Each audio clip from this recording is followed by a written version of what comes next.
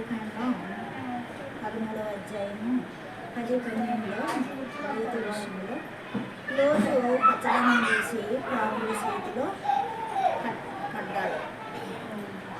అబ్రహాము దేవుని మాట విన్నాడు కానీ అబ్రహాము దేవుని చిత్తాన్ని కనుగొన్నాడు కానీ లోతు తనకిష్టమైంది పచ్చగా ఉందని ఏర్పరచుకున్నాడు.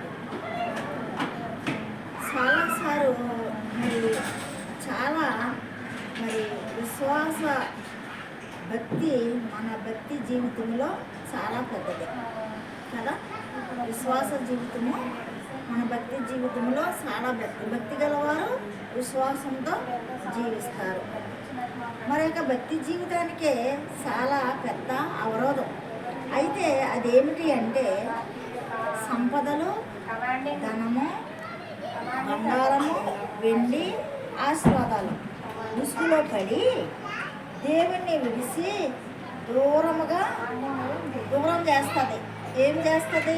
ఈ భక్తి పరులు యొక్క ధనాశలో పడితే దేవుని భక్తి నుండి దుష్టుడు దూరం చేస్తాడు. కాబట్టి లోతు కూడా పచ్చదనమే ప్రాణాంతకమైనదని ఏర్పరచుకుని భక్తి భావాలు విడిసి ఆత్మీయత అటుకెక్కింది. ఈ పచ్చదనమే ధన్యత అనుకున్నాడు కాబట్టి ఆత్మీయత అటుకెక్కింది. ఎవరిది? లోతుది. అదే రీతిగా మనము కూడా దేవుని మాటకు లోబడేవారుగా, దేవుని చిత్తానికి లోబడేవారుగా ఉన్నప్పుడు మనము అబ్రహాంలా ఉంటాము, ఆశీర్వదింపబడతాము.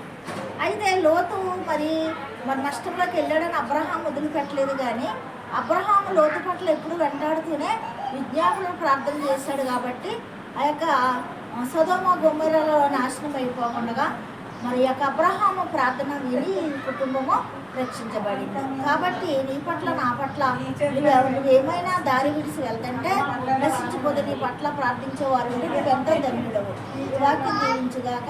సబ్స్క్రైబ్ చేయండి, లైక్ కొట్టండి, మీ స్నేహితులకు షేర్ చేయండి. ఆమేన్.